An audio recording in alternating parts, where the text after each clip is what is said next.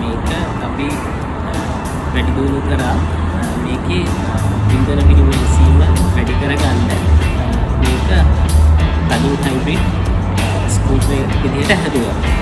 Petrol එකකින් සාමාන්‍යයෙන් kilometre 70කට වැඩි දුරක් ධාවනය කිරීම පුළුවන්. අනික මේකේ එතකොට කල්ලුවට ගත්තාම පහසුයි. ට්‍රැෆික් එකකදී එන්ජින් එක නිකන් ධාවනය වෙන්නේ නැහැ.